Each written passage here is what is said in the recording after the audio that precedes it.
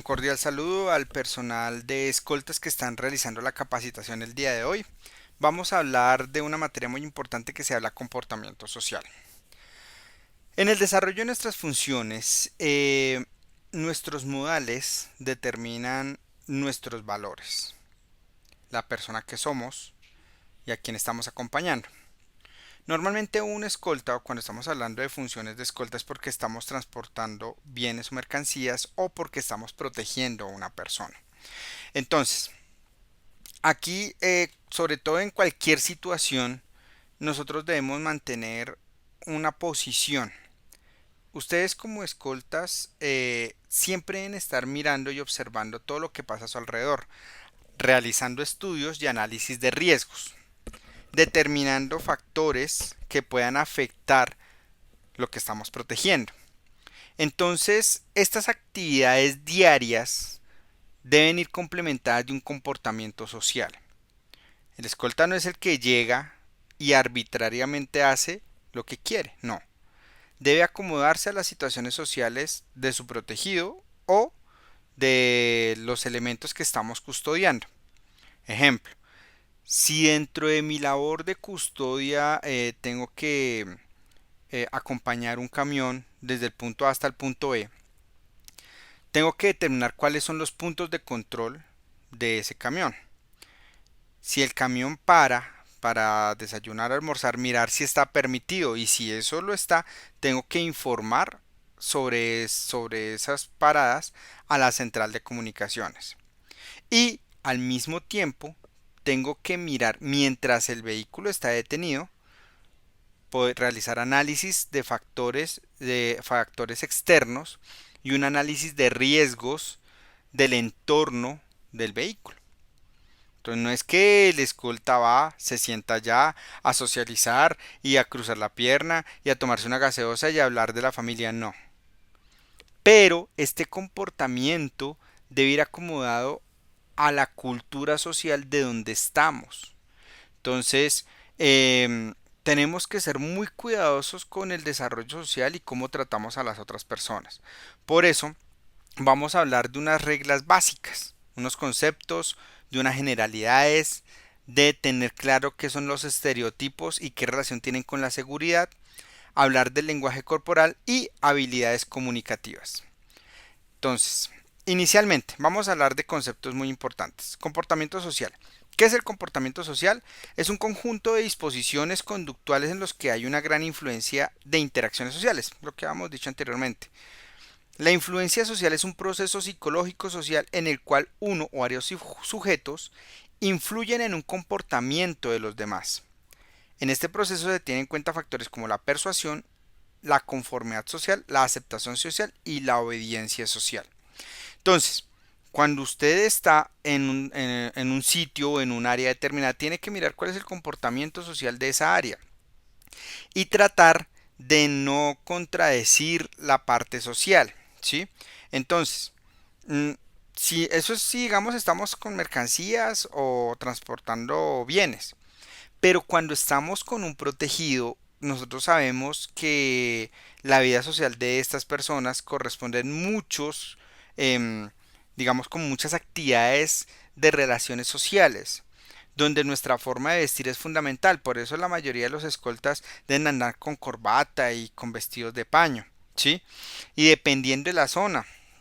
Entonces, debemos ser muy cuidadosos cómo nos desarrollamos en el entorno social. No es lo mismo proteger un vehículo, mercancía o personas en Bogotá a hacerlo en la costa. Entonces, mirar cómo podemos manejar ese tipo de situaciones y a qué nos podemos enfrentar. Entonces, primero tenemos que tener claro y hablar con nuestro cliente de una cultura de seguridad. El ideal de todo programa de seguridad es despertar una conciencia de seguridad, que por medio de los hábitos y costumbres dirigidos, estos irán formando una cultura de protección y proporcionarán todos los medios disponibles para impedir la ocurrencia de nuevos siniestros. Volvamos a tomar el ejemplo del camión o la mula que estamos custodiando. Él no puede parar en cualquier sitio, ¿sí? Esta persona que va a transportar la mercancía o que va a transportar bienes debe informarnos cuál es el itinerario que tiene. Sobre ese itinerario miraremos ¿Cuáles son los puntos de control? Entonces dirán, normalmente yo paro allí en el estado de Doña Juana en el kilómetro 45. Pero resulta que usted como escolta sabe que el estadero Doña Juana o allá en el restaurante Doña Juana, en el kilómetro 45, queda muy lejos de un apoyo de policía y que se encuentra en un sitio muy vulnerable. La recomendación sería con esta persona decirle, ahí no podemos parar, tenemos que dirigirnos a un restaurante un poco más adelante que quede cerca a una estación de policía. Esto va a ayudarle a la persona a decir no es porque la alimentación sea más rica allí o no, sino porque nosotros dentro de nuestra cultura de seguridad tenemos que provisionar o adelantarnos ante hechos que puedan suceder. Entonces, si somos atacados ahí o si de pronto hay criminales que están esperando que paremos, cerca a una estación de policía podemos recibir un apoyo más rápido. Entonces, aquí tenemos que tener claro que si estamos custodiando, tenemos que hablar con nuestro cliente, con nuestro usuario y ponerle las normas claras. Por eso, tenemos que ir generando en nuestro usuario esa cultura de seguridad. Empatía social con el cliente. Entonces, el rompimiento de la rutina es uno de los puntos claves, a lo que estamos hablando ahorita con nuestro ejemplo.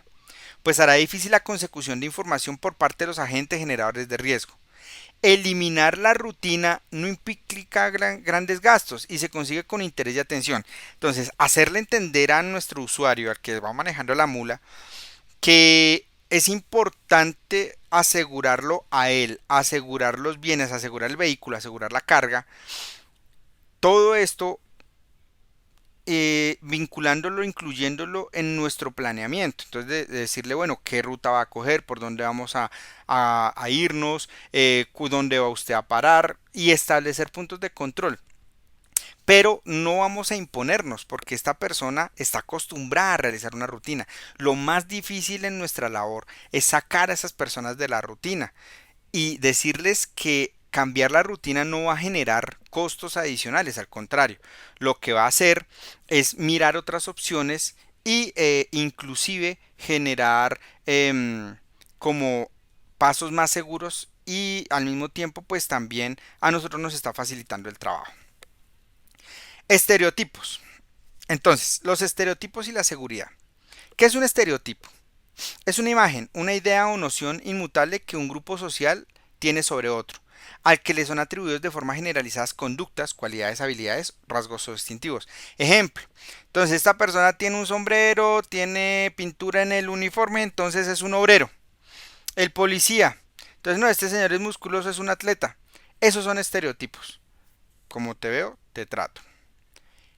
Ojo, el escolta no puede caer en estos estereotipos. ¿Por qué? Porque una vez que el delincuente ha decidido que va a atacar un bien, una persona o una mercancía, utilizará estos estereotipos para generar confianza. Ejemplo, se puede vestir de policía para hacer que una caravana pare y que caiga en una emboscada. Entonces, determinar cuál es el procedimiento es importante, pero no caer en los estereotipos. Siempre tenemos que estar desconfiando del todo el mundo y no creer que todo el mundo es malo.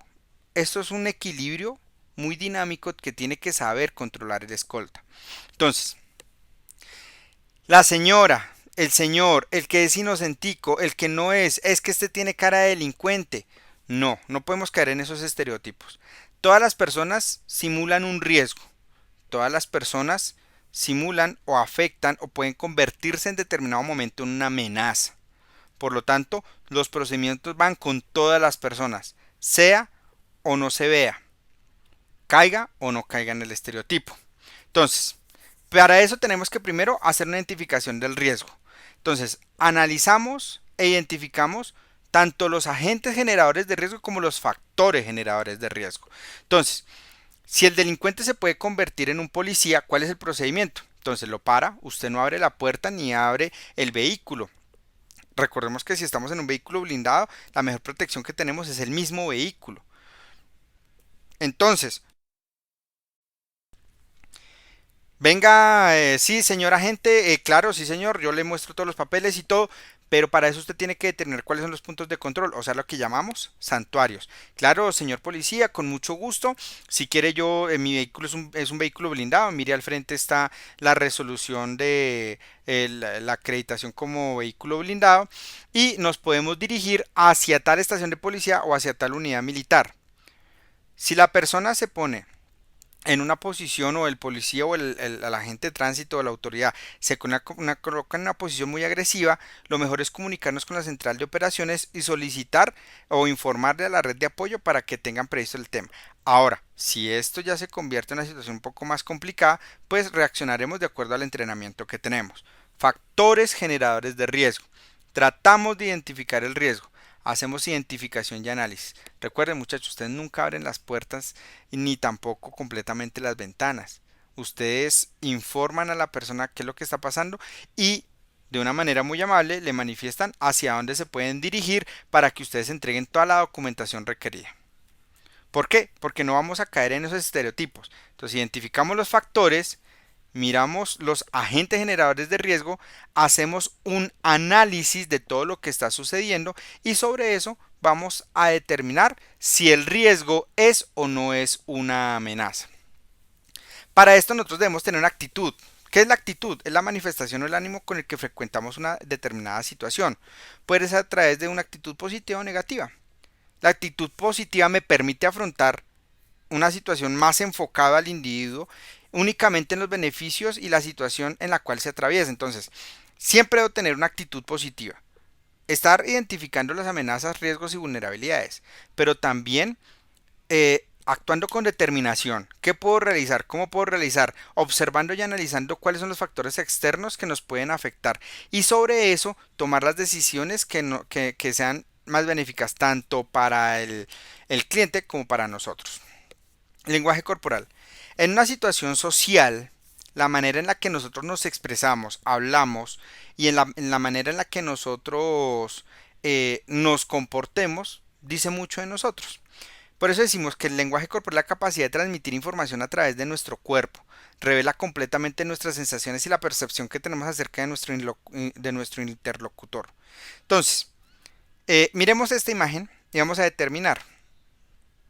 Esta persona que estoy señalando con el puntero, con su lenguaje corporal, ¿qué me está diciendo? Para mí, John Vallejo, una persona que está muy relajada, una persona que está muy confiada, es una persona que de cierta manera tiene un aire como, como si se quisiera hacer dar más que los demás. Si yo miro a esta persona puede estar un poco preocupado. El, el escolta tiene que estar en la capacidad de identificar el lenguaje corporal de las otras personas y su lenguaje corporal cómo puede significar una amenaza hacia nosotros.